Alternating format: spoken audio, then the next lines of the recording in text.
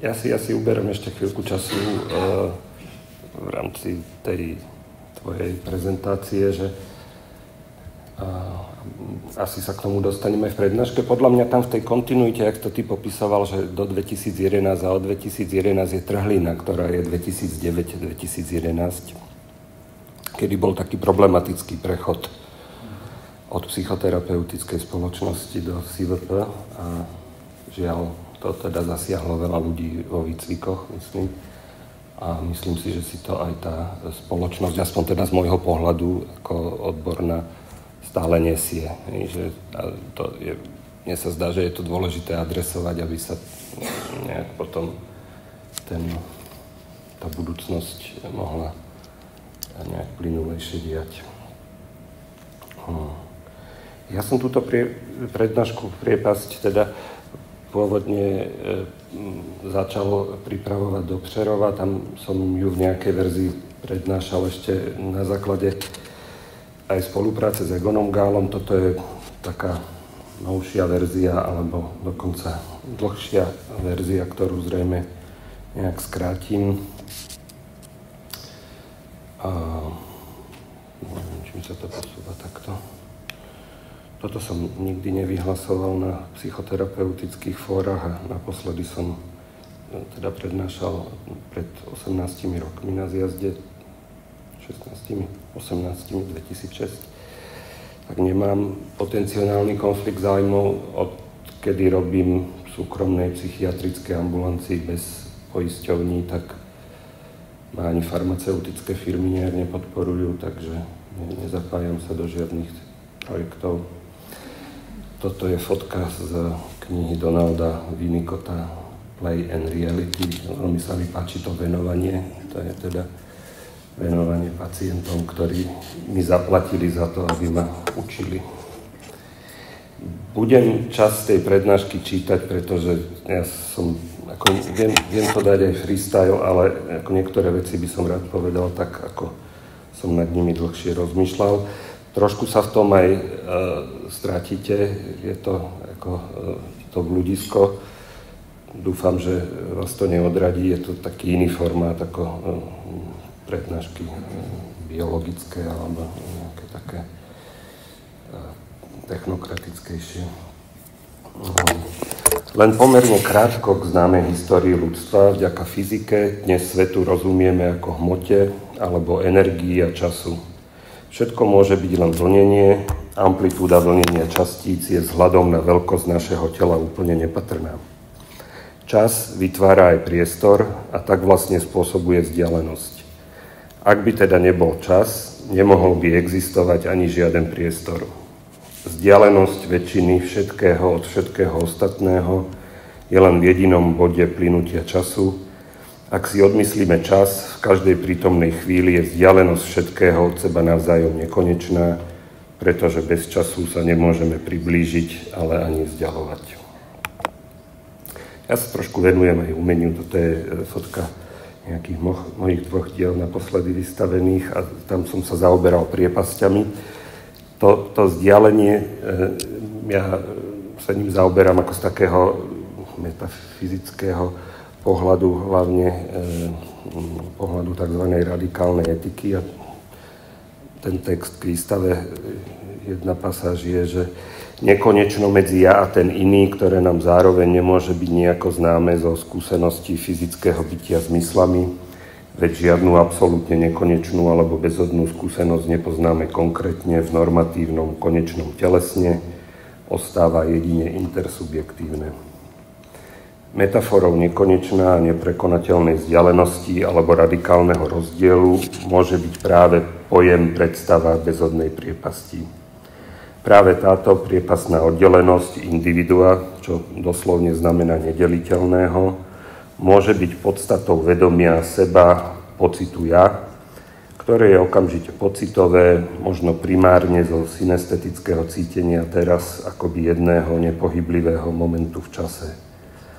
Vedomie tak pocitovo obsahuje nekonečnosť vzdialenosti všetkého od všetkého ostatného, ale vedomie tú nekonečnosť oddelenia prevracia naopak do spojenia ja s tým iným. Ešte Olegona, krátky citát. Možno by sa toto medzi dalo uchopiť ako atmosféra, teda nie niečo, čo je medzi nami, ale niečo, v čom sa spolu nachádzame a čo pôsobí bez toho, aby sme si to uvedomovali, tak ako sme vo vzduchu, ktorý dýchame a neuvedomujeme si ho až do okamžiku, kedy ho začne byť nedostatok. Tie najdôležitejšie veci, ktoré dávajú zmysel a nádej životu, často nevnímame a nedokážeme uchopiť až do okamžiku, keď začnú chýbať.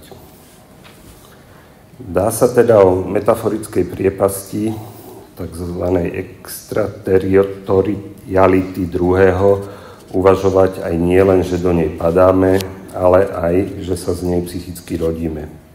Uvedomujeme si seba v naliehavej oddelenosti od druhého, toho iného, ktorý predchádza vnímanie ja.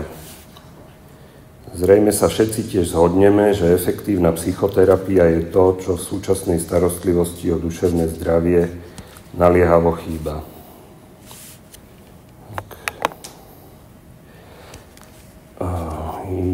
To je obrázok z Benátskeho Biennále 2019. Izraelský pavilón mal taký projekt Field Hospital X. Dá sa to stále nájsť na internete, veľmi to bolo pôsobivé.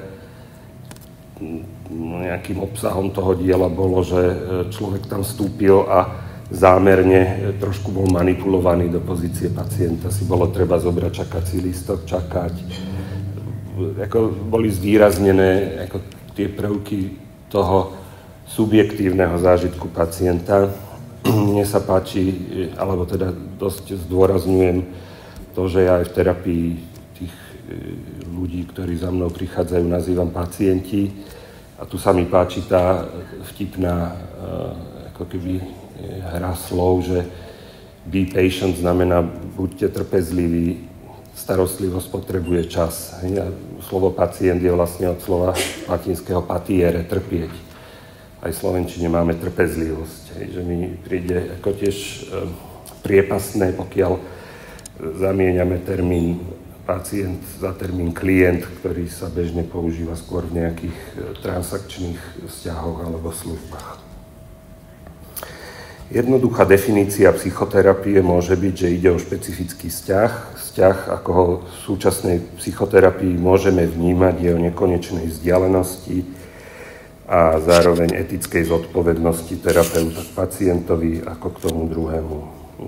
Neviem, či som už spomínal, ale pre mňa ako taký základný filozof, ktorý o tom pojednáva Emanuel Levinas, hovorí o alterite, infinite, transcendencii, ktorú nám dáva druhý a nemôžeme s nej uniknúť a je to nekonečná zodpovednosť za druhého. No toto vysvetliť by si ako žiadalo väčší priestor, ale pokúsim sa to nejak vložiť do toho bludiska, do ktorého som vás zaviedol a teda je to také asi neúplne zrozumiteľné racionálne, ale racionálne sa môžeme opierať o guideliny.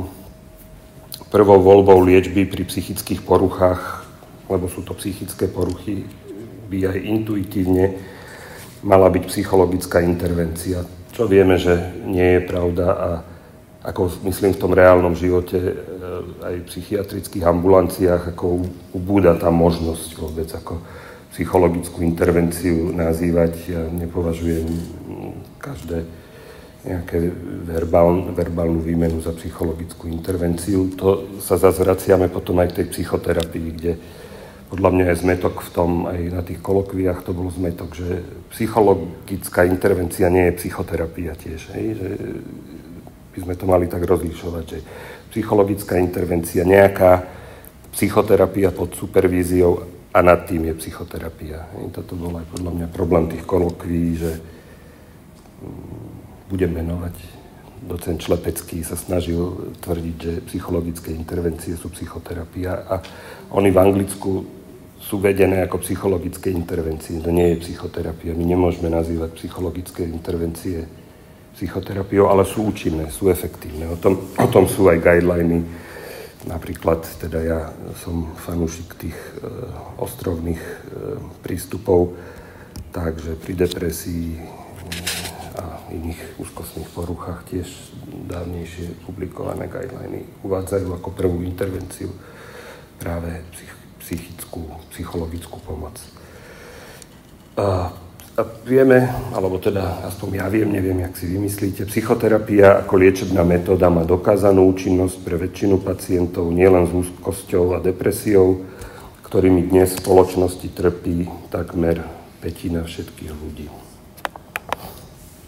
Toto je veľmi zaujímavá téma, ale tiež len v skratke, keď tak odporúčam monografiu, ktorá sa volá Psychoterapia pre ľudí, Psychotherapy for People, a myslím, že sa to viackrát vyskytuje ako v odbornom diskurze tento termín. Tento termín alebo ja som bol prekvapený, prvýkrát použil Sigmund Freud ešte pred koncom prvej svetovej vojny. Bolo prvý kongres psychoanalýzy v Budapešti. Môj veľký vzor Sándor Ferenci chvíľku, teda podstatnú časť jeho diela vlastne bola revidovaná, vymazaná v podstate skoro na storočie z dejín psychoanalýzy. Našťastie sa tam opäť vrátil, alebo vracia, tak organizoval túto konferenciu a toto je doslovný citát z roku 1918, čo sám, teda veľký otec, môžeme povedať aj psychoterapie, povedal. V súčasnosti nemôžeme spraviť nič pre širšiu vrstvu spoločnosti, ktorá trpí extrémne vážne z neuróz. Je možné predvídať, že skôr či neskôr sa svedomie spoločnosti prebudí a uvedomíme si, že chudobný človek by mal mať práve také isté právo na pomoc pre jeho mysel, ako má teraz pre život zachraňujúce chirurgické operácie 1918. Je tam zaujímavá paralela, a že neurózy ohrozujú spoločnosť nie menej ako tuberkulóza. Zdieľame túto nádej po vyše 100 rokoch. Aaron a Starr tam vysvetľujú, že vlastne toto bola obrovská nádej počas prvej svetovej vojny. Vlastne vtedy sa to nevolalo posttraumatické poruchy, ale vlastne oni videli nárast tých psychických ťažkostí u pacientov, ktorí sa vracali alebo boli priamo alebo nejak boli zasiahnutí tou vojnou, a ten celý kongres mal ako ambíciu priniesť takúto zmenu paradigmy, čo sa nakoniec nestalo.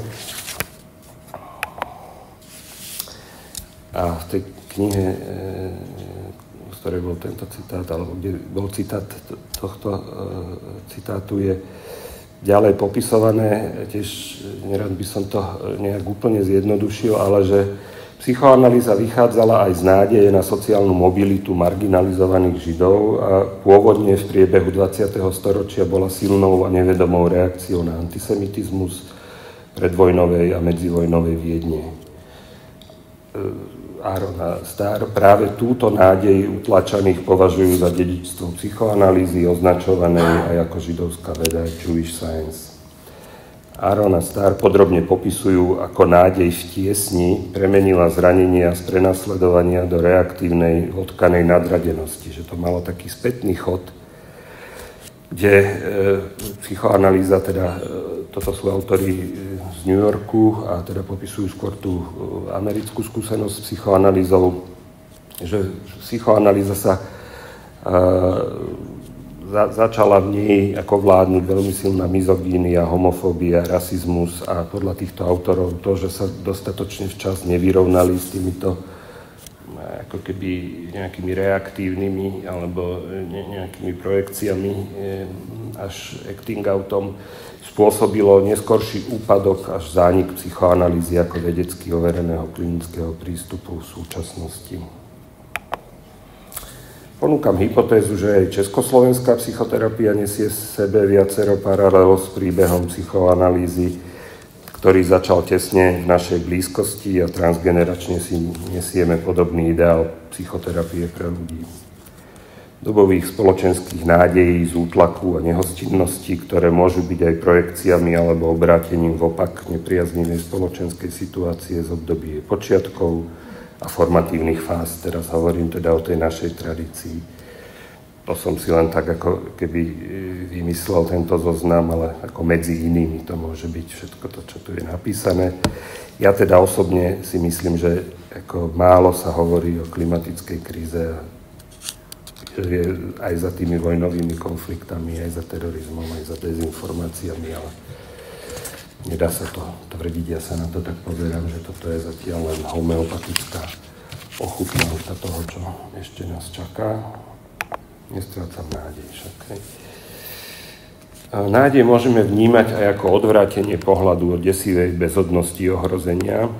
Obsahuje v sebe strach z pádu, preto metaforicky ponúkam premýšľať o nádeji aj ako priepasti, ktorú ak nevidíme, skôr či neskôr do nej môžeme padnúť. Podľa Emanuela Levinasa je etika optikou, ktorá predchádza všetkému aj myslenému. V psychoanalytickej literatúre sa začiatkom tohoto storočia na základe týchto myšlienok sformoval tzv. Radikálne etický prístup, využiteľný, hádam, aj k úvahám o nádeji v psychoterapii, slovenskej psychiatrii.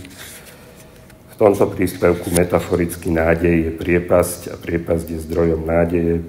Priepasť má aspoň dve nespojiteľné rozdielne strany, preto navrhujem uvažovať o pluráli priepasti každej nádeje. Hypotéza tejto prednášky teda v časti je, že vďaka fenomenologickému skúmaniu nádejí a často z toho vyplývajúcej neistoty a beznádejí môžeme eticky skúmať priepasti medzi nami a tými inými, ktoré nás predchádzajú vo vzťahu ku tomu druhému alebo tomu inému. A to je také komplikovanejšie asi, ale v etickom zmysle sú práve tieto priepasti základom našej zodpovednosti za druhého, priepastne iného, tým najpevnejším aj zdrvujúcim spojením, prvotným vzťahom zodpovednosti. V klinických situáciách je to primárne terapeutický vzťah, ktorého základnou vzťahovou oporou môže byť práve aj nádej. Ja nádej považujem za nejaké základné ľudské právo aj ako metaforický obojstranne asymetrická priepasť, kde teda vo vzťahu pacient-terapeut to nie je rovnocenný vzťah a paradoxne to nie je podľa mňa ani vzťah, kde ako v tej vertikále dominuje terapeut, ale je to tzv. Kurvatúra, zakrivenie vzťahu smerom k dominancii toho druhého, teda pacienta. Už budem asi musieť skončiť, ale ešte poslednú vec by som ukázal. Jan Roubal, teda tiež môj blízky kolega a jeho práca je veľmi zaujímavá, aj keď teda málo podľa mňa známa. Robil takýto výskum vlastne kvalitatívny psychoterapii, rýchlo to prebehnem, alebo radšej len prečítam ten príspevok a už potom skončím kvôli nedostatku času. V kvalitatívnom výskume... Ja budem mať kratšiu prezentáciu, takže 5 minút ešte kľudne si môžete pre seba nechať. Áno, to je budúcnosť v rámci... A dobre, super, dobre, tak berem 5 minút. Tak v kvalitatívnom výskume priebehu psychoterapeutických sedení popisuje Roubal spoločný vzorec subjektívneho približovania a vzdialovania sa medzi terapeutom a pacientom.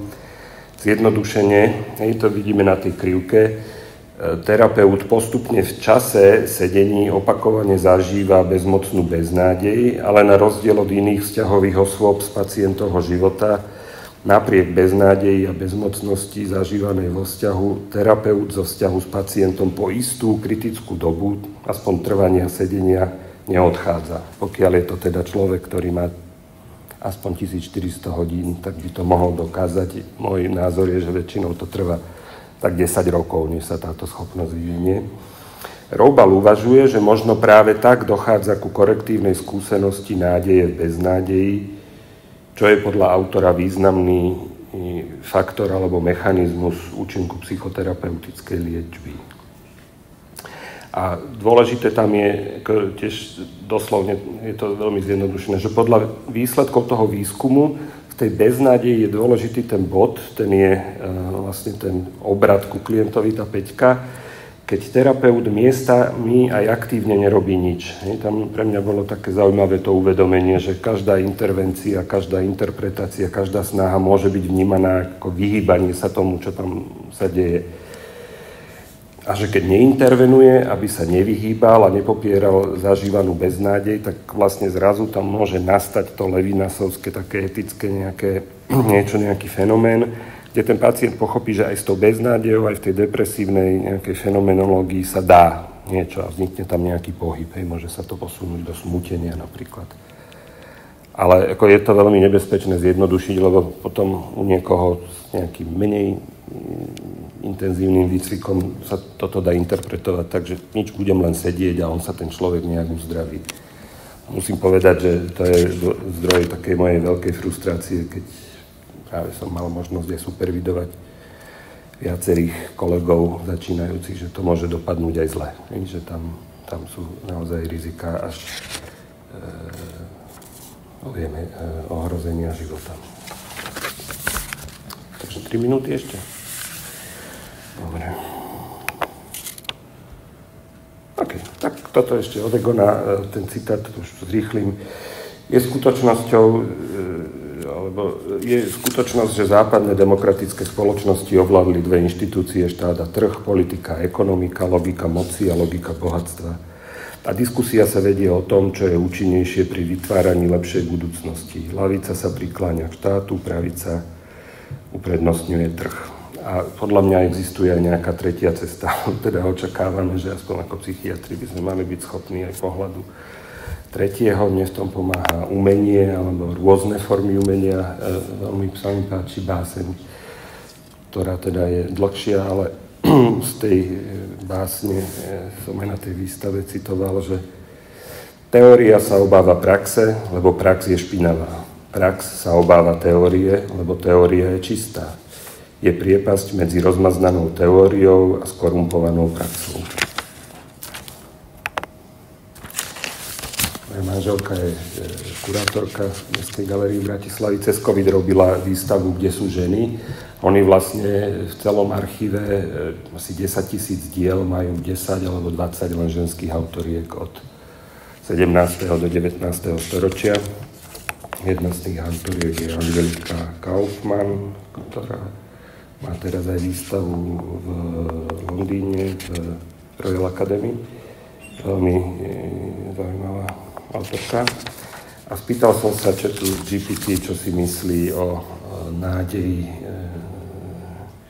a tomto obraze. To je na základe príbehu Torquato Tasso, teda nejaký renesančný príbeh, ktorý sa odohráva tiež v Izraeli. To je križiak a to je teda nejaká, dneska by sme povedali, Palestínčanka. A GPT mi povedal niečo v zmysle, že ja to skrátim, že tá nádej môže mať mnoho podôb. Čo bolo zaujímavé na tom, ako komunikuje s tým chatom GPT, že on vlastne tú beznádej moc neberie, on sa tomu vyhýba, asi sú tam nejaké regulácie. Ale veľmi pekne sa vyjadruje, že terapeut môže byť dôležitým zdrojom nádeje pre svojho klienta, ale dôležité je, aby nádej pramenila aj znútra samotného klienta. Niečo podobné je o 100 rokov podľa mňa vidieť na veľkom vzore Sigmunda Freuda, alebo možno prvom iniciálnom nejakej inšpirácii pre psychoanalýzu Jean-Marie Charcot a jeho útorkové semináre, kde sa účastnilo aj 400 ľudí, kde predvádzal hypnózu. A toto je už ako slajd, ktorý ide k tomu ako kritickému pohľadu na psychoterapiu bez regulácie tej etatistickej a prevláda trh. Že takto vyzerá. Podľa mňa sa dá naučiť aj za týždeň takýto coaching. Najlepšie je vysrať sa na práci a delať kauče osobního rozvoje. V podstate radiť ľuďom, aby sa vysrali na práci a delali kauče osobního rozvoje. No. Toto som ešte vytiahol z toho chatu GPT, keď som sa mu sťažoval, že čo je súčasný stav, nedostupnosť, neprehľadná, neregulovaná ponuka, nedostatok kvalifikovaných terapeutov. A v podstate si myslím, že veľmi ohrozujú, neodoznelo to tu, to je posledný, čím to skončím, ako kvalitu vzdelávania, aj tie moderné formy, ktoré si myslím, že majú svoje miesto, ale keď sa ako psychiatri, ako pozeráme na psychoterapiu, že je rovnako účinná online ako fyzicky, tak asi niečo tam nesedí, s tým nesúhlasím. Takisto som dlho odporúčal pacientom rôzne aplikácie v mobiloch, ale ukazuje sa, že tie tak masívne zbierajú dáta o ľuďoch, že to tiež je eticky veľmi sporné. A umelá inteligencia asi bude dominovať v našej oblasti veľmi čoskoro. Systémové, to sú ako nejaké návrhy do budúcnosti. Toto je už posledný slajd, že 21 miliard Slováci prestávkujú, že máme veľkú nádej, ale prešustrujeme na nich teda 1,2 miliardy, čo by asi bolo fajn na niečo iné. Takto chodia na dovolenky, aj keď to tam horí. Toto je super článok z Wired. To je o tom, že každý 5. človek v Británii užíva antidepresíva miesto toho, aby im ponúkol niekto pomoc. A to je niekedy taký môj pocit, že rád by som zmenil spoločnosť, ale to bohužiaľ pacientom neviem ponúknuť. To je film, ktorý som premietal, ale ten asi nebudem, takže ďakujem.